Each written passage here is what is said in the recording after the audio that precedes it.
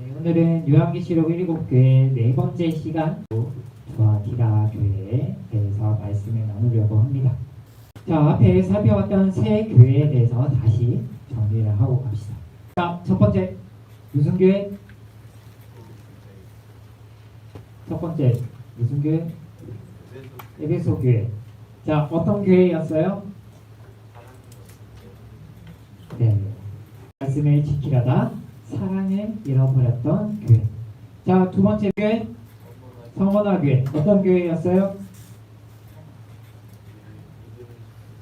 그치, 믿음을 끝까지 지켰던. 자, 세 번째 무슨 교회? 버가모 교회.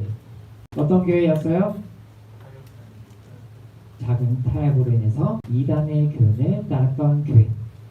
자, 오늘 살펴볼 두아 교회는 어떤 교회였는지. 자, 먼저 지역에 대해서 먼저 말씀을 살펴봅시다. 자, 두아티라 지역은 우리가 지난주에 살펴봤던 버가모에 비하면 작은 도시였어요. 버가모와 다음 주에 살펴볼 4대 교회, 그 두 도시를 연결하는 국의 요충지 역할을 했던 도시예요. 사업이 발달했고요. 로마 군인들이 이동했던 부사적 요충지이기도 했습니다. 그래서 돈이 있는 부자들이 이 도시로 와서 경제 활동을 하기 시작해요. 그렇게 로마 군인들이 사용할 철제 병기들이 만들기 시작합니다.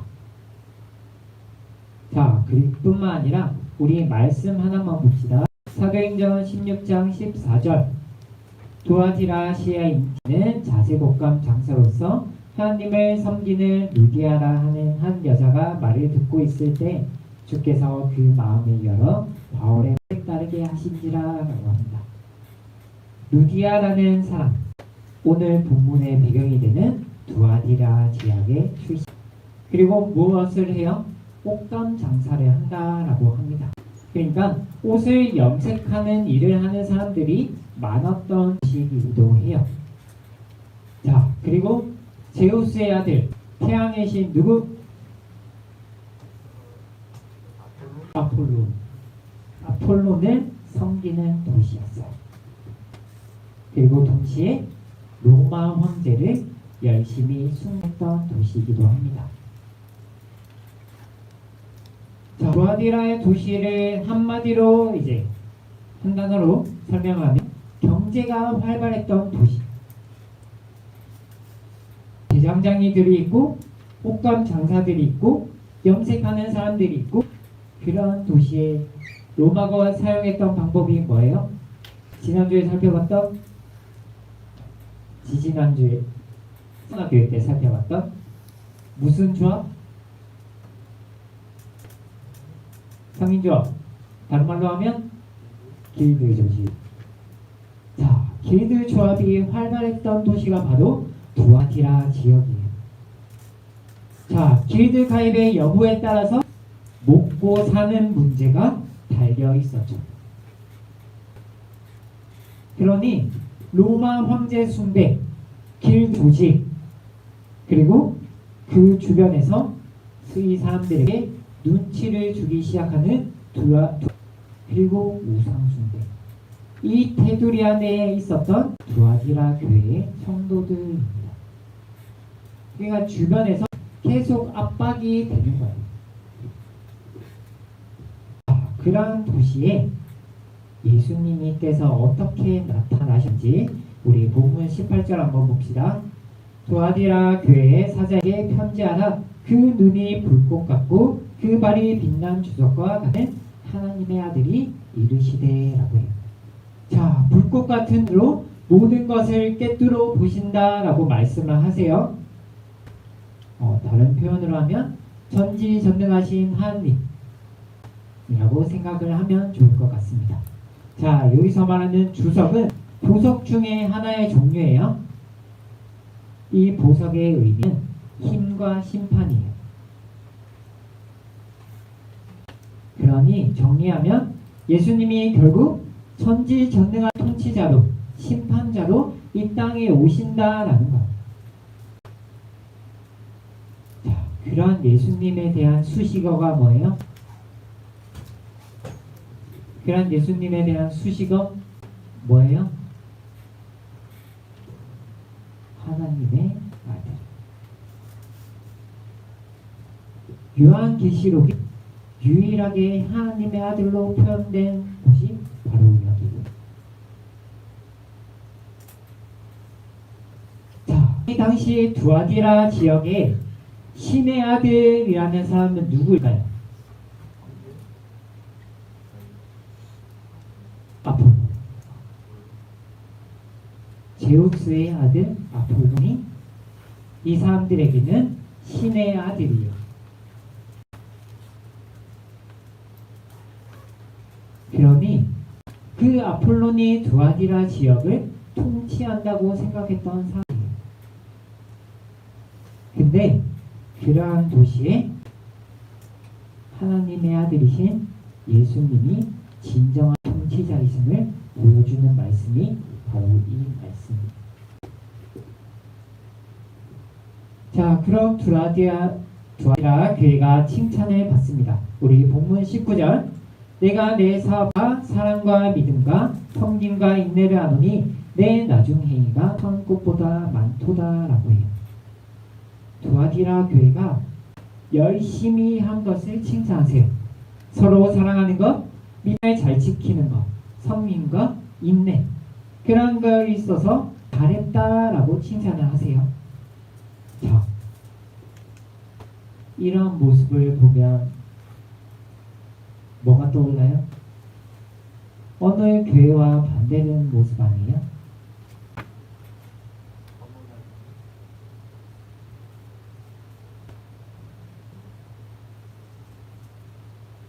자, 서로 사랑하는 것을 잘했다라고 하세요. 사랑이라고 하면 떠오르는 교회.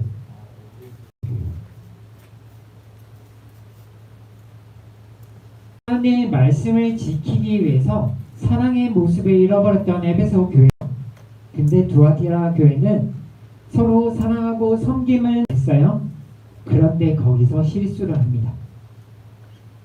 에베소 교회가 말씀을 지키기 위해 사랑의 모습을 잃어버렸다면 두아디라 교회는 사랑의 모습을 지키기 위해서 하나님의 말씀을 포기한 교회.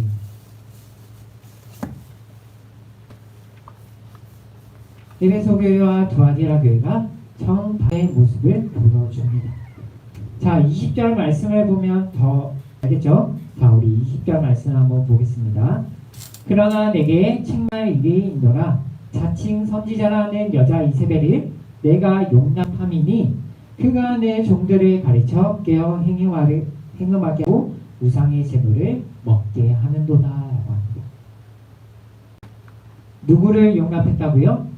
자칭 선지자라는 이세벨을 용납했다라고 이야기를 합니다.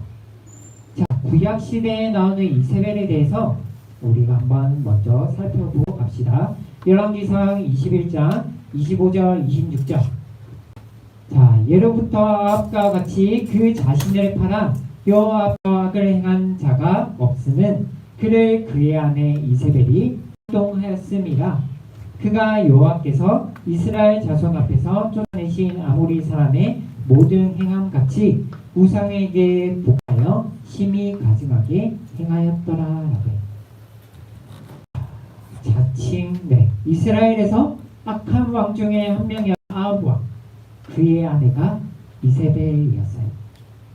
이방 나라 사람이기도 했고요. 정치적인 전략을 통해서 왕이랑 결혼하면서 자신이 섬기던 이방 신을 가지고 이스라엘로 와요. 그래서 말씀에서 보듯이 우상에 복종하도록 이스라엘을 그렇게 만들어. 왕은 있었어요. 왕이 있었지만 실질적인 권력을 가지고 있던 사람이 누구? 이세벨이었다라는 것.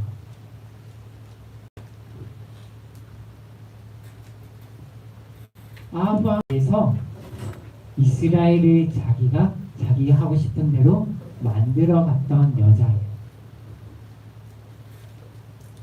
본문의 이세벨이라는 것은요, 이러한 은유적인 표현으로 사용되었어요.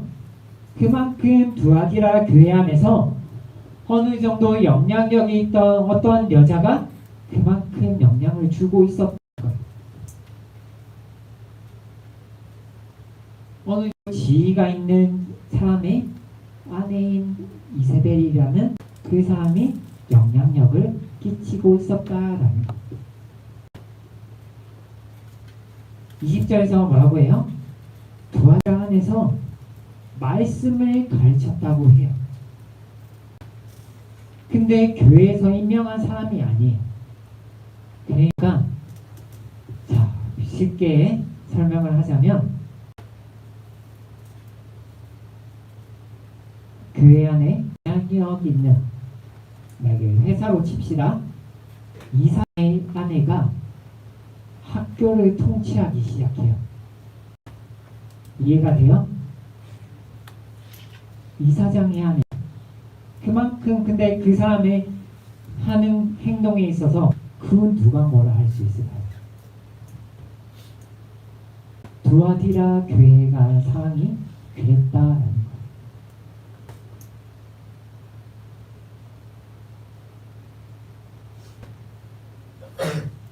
이세벨이 활동하도록 그 누구도 터치하지 않아요. 그걸 통해서 용납했다라고 이야기를 합니다. 자, 또다시 예를 들어서 어떤 사람이 길드를 가입하지 않았어요. 그래서 경제적으로 너무 힘든 상황인가. 자, 맨날 라면만 먹으면서 이제 살아가는 거예요. 아, 오히려 좋은 건가? 오히려 좋은 건가? 자, 그런 사람에게 이세벨이라는 여자가 찾아가요. 그러면서 이렇게 이야기합니다. 괜찮다. 하나님도 섬기고 로마 황제도 섬기면 돼요. 당신이 하나님을 섬기지 않는 게 아니잖아요. 하나님도 섬기면서 현실적인 문제도 길드 연합에 가입해서 생계를 유지해라. 그 정도는 하나님께서도 이해해 줄 거예요 라고 이야기하는 거예요.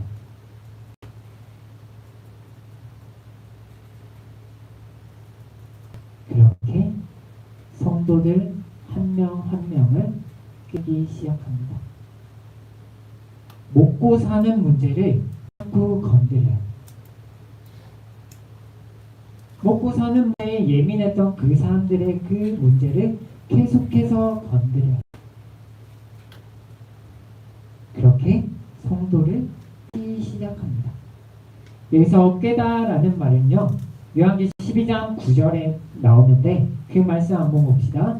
큰 용이 내리니 옛뱀 곧 마귀라고도 하고 사탄이라고도 하며 오선하를 꿰는 자라라고 해요.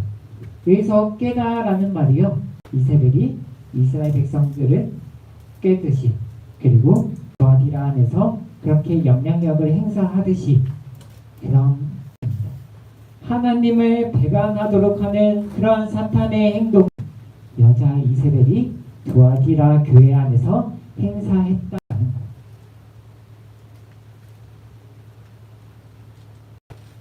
그렇게 괜찮다며 합리화하면서 살아가라라고 이야기를 하는 거예요. 이 정도는 하나님도 이해해 주시겠지. 그렇게 괜찮게 하면서 살라는 거예요.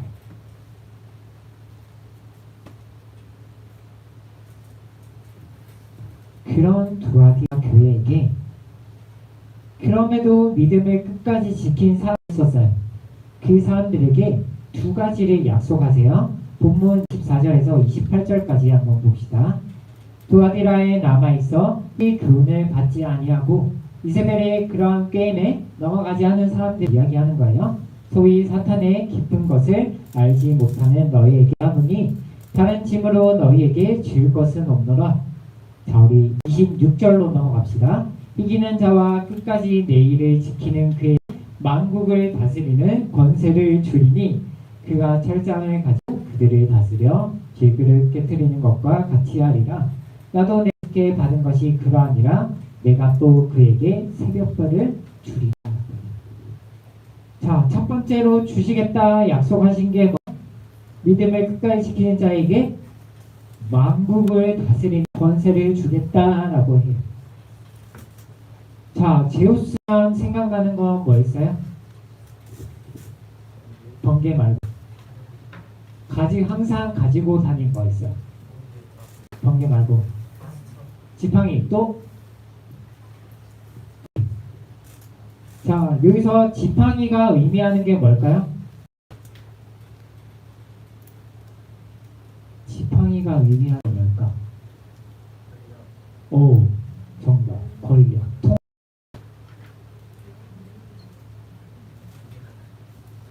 아폴론, 이제 제우스가 그것을 자녀들에게도 나눠줬다고 해요. 뭐 썰에 따르면. 그래서 아폴론에게도 지팡이가 있겠죠. 자, 우리는 지팡이를 보면 그냥 지팡이겠구나 하겠지만 당시 두아디라 교회 사람들에게는 지팡이 하면 생각나는 게 뭐라고요? 권력, 통치, 힘. 근데 하나님께서 두아디라 교회 성도들이 이해할 수 있는 그 단어를 통해서 믿음을 끝까지 지키는 자들에게 그 통치자의 지팡이를 주시겠다라고 약속을 하세요. 자, 두 번째로 주시는 건 뭐? 무엇? 새벽별. 자, 유대인의 하루는요, 우리와 달라요. 해가 지면 하루가 시작돼요. 그리고 다음날 해가 질 때까지가 하루입니다. 이해가 돼요? 자, 그럼 유대인들에게 새벽은 무엇을 의미할까요? 모든 어둠이 물러가는 의미가 있어요. 이 시간이 왔음을 알리는 게 새벽별입니다. 그러니까 새벽별이 어둠과 밝음의 경계라고 생각을 하면 좋을 것 같아요. 그러곤 아침이 오죠. 자, 예수님을 비유로 표현한 새벽별이 이 땅의 뜸으로 끝까지 믿음을 지킨 자들에게 밝은 아침이 찾아올 거야 라고 하는 거야. 지금까지의 힘듦, 어둠, 그것은 사라지고 예수님께서 이 땅에 재림하실 때 우리에게 밝음, 구원이 온다라는 거예요. 이해가 돼요? 자, 이제 말씀을 마칩시다. 자, 두아디라 교회 어떤 교회였어요? 에베소 교회와는 반대 모습을 보였죠. 에베소 교회는 하나님의 말씀을 지키기 위해서 사람들을 정죄하기 시작합니다. 그렇게 사람을 잃었던 교회예요. 그리고 사랑의 모습을 잃어버렸죠. 그와 반대로 오늘 살펴봤던 두아디라 교회, 사람을 지키기 위해서 무엇을 포기해요? 하나님의 말씀을 포기합니다. 자, 요즘 교회를 다니는 청년들이 신천지 알바를 많이 한다고 해요. 왜 할까? 교회를 다니는 청년들이 신천지 알바를 해요. 왜 할까요? 그렇지. 돈을 많이 주니까. 신천지인 줄 알지만 시급을 많이 주니까. 그렇듯 이세벨이 성도들의 먹고 사는 문제를 계속해서 건드려요. 괜찮다고. 하나님도 이해해 주실 거라고. 그러한 이야기를 들으면 어떨까요? 당장 내일 삶이 걱정되는 그 사람들에게 고민이 되고 갈등이 되죠. 자, 여러분들에게 물어볼게요. 알바할 수 있는 나이가 됐다고 합시다. 뭐 부모님의 동의가 있으면 알바 지금도 할 수 있겠죠. 자, 시급을 다른 데보다 2배로 준대요. 근데 일하는 날이 예배 시간과 겹쳐요.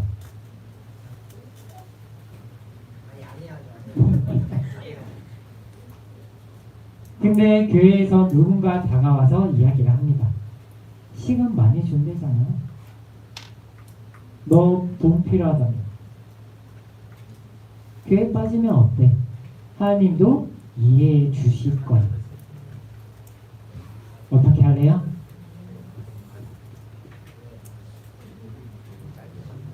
자, 다 지켜본다.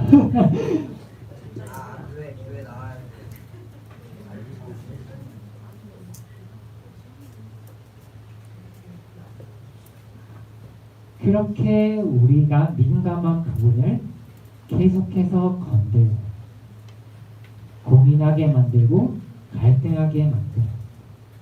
자, 근데 본문 19절 우리 다 같이 한번 읽어봅시다. 시작.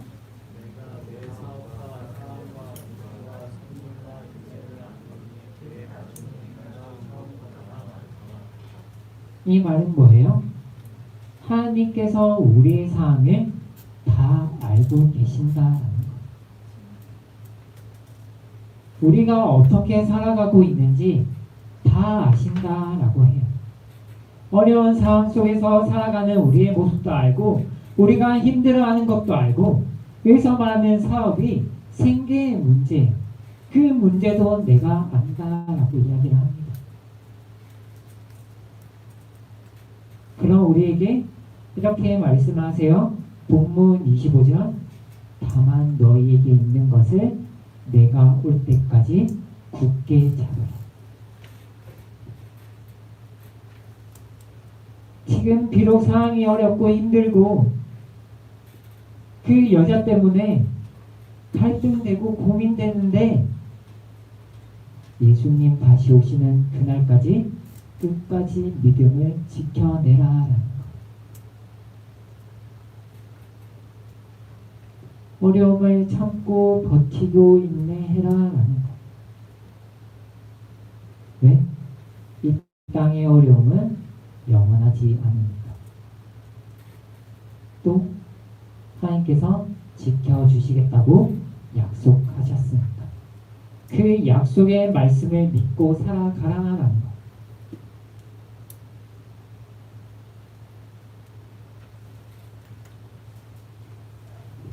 우리 마지막으로 이 말씀만 봅시다. 본문 23절.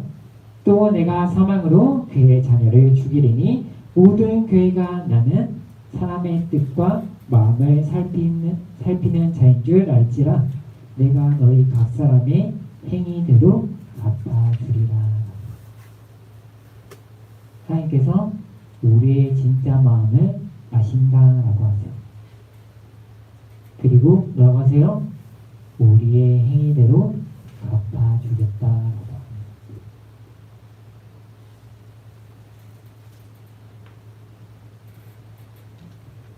우리에게 평안을 주는 그러한 유혹이 찾아올 수도 있어요.